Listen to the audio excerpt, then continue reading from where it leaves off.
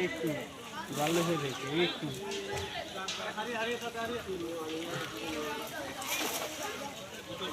ও কোনো কাম আছে নিয়ে না